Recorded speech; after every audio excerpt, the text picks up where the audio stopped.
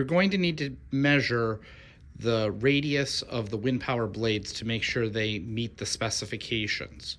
What I recommend doing is getting a piece of cardboard and cutting it to the approximate radius that is in the rules. For B division, that's 20 centimeters. For C division, that's 14 centimeters. I say approximate because when the teams bring their blades, if they sit on here, this is slightly smaller than 14 centimeters in radius. So if the blades sit on here clearly, then they meet the specs and I can move on.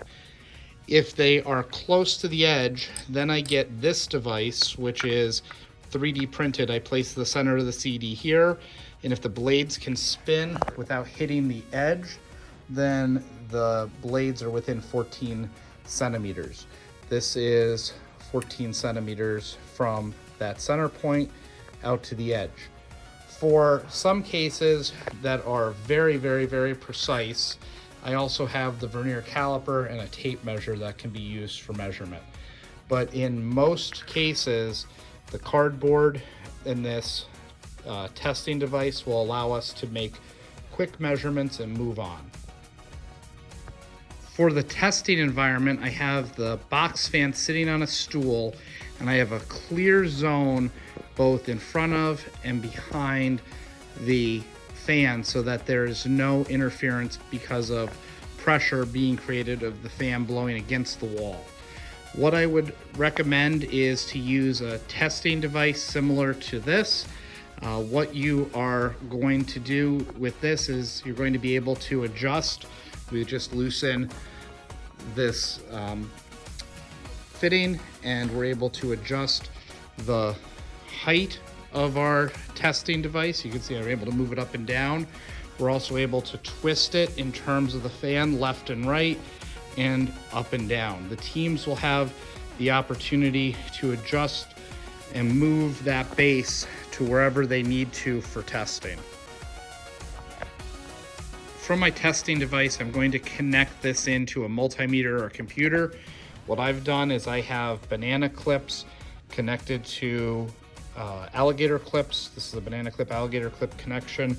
And then I have a lower gauge wire to help keep resistance down as I connect it. I've also been able to connect the banana clips together to create some longer wire if I need it. And then I can put that directly into my multimeter and take my reading. One of the things that I like about this is I'm able to piggyback an extra parallel loop into this and place over here my resistor that's in parallel to the overall device, but it's out of the way so that throughout the day I don't interfere with it, it doesn't get broken. And again, I am just piggybacking that in parallel over to the resistor, and then I'm able to connect into my device. If I were to use a computer system, which I will be using at the state tournament and at the regional tournament, although you don't have to, you can use a multimeter. What I am going to do is just connect a banana clip onto here and then out to the voltage probe of the computer so that I can take the measurement. I'd obviously remove the multimeter from that, and I would just have this wire here connected into a banana clip out to the computer. So we've already talked about how to test the size of the device. Again, you could use a tool like this and verify the size, 14 centimeters for C division, 20 centimeters for B division, or you can just use a ruler to do that. Once the devices are checked in, the blade systems are checked in, then you'll come back to your testing device. You should already have this set up.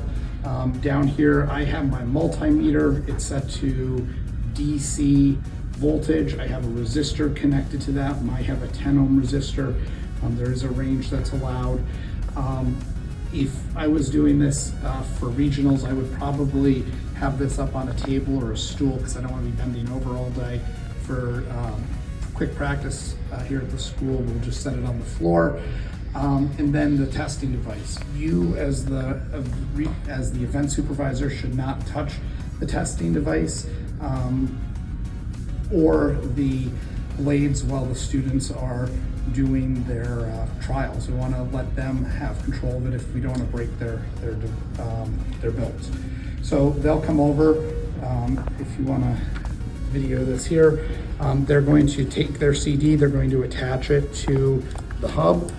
You want to make sure that there is a small gap here, that the motor has not pushed back in to the collar and prevents the blades from spinning. The team has about 2 minutes and 15 seconds to maneuver the device. They can move it closer or further away. They can have you turn the fan on as soon as they want. I encourage teams to turn the fan on right away. There's no real advantage once it's attached to have the fan not on. And then they can move it in or out, tip it up or down, left or right. They can adjust the collar. So they have full range of how to maneuver their blades. Once they get them in the position that they are happy with, they have to step back from it for 30 seconds. There can be no interaction with them and the device for 30 seconds. The main reason that they are going to have this occur is so that there is no extra energy put into it by their hand. Once they have stayed away from it for 30 seconds, you can then start your 10-second timing. You'll look at the multimeter. You'll read the highest value over that 10-second period. Again, the whole test should take no more than 3 minutes, so they have to be moving away from the device by 2 minutes and 15 seconds. Then we have the low speed. They have the option to go right into the low speed, just turning the fan blade down and reading it there. I do encourage you to use one fan, not to have the students taking it on and off. If they don't want to make any adjustments, you do need to wait the 30 seconds, so that way the changing of speeds has time to catch up with the blade itself, and then you do the 10-second test. But the teams do have 2 minutes and 15 seconds-ish to be able to, again, maneuver up, down, left, right. If they weren't happy with their first trial, they can make all the adjustments and then take the reading. I found that many teams will not make an adjustment, so it's turn the fan down, wait 30 seconds, take a 10-second reading. So in under a minute, you've done the second reading. So teams don't take all 6 minutes, 3 minutes each trial. If you have any questions, as always, please let me know. Thank you.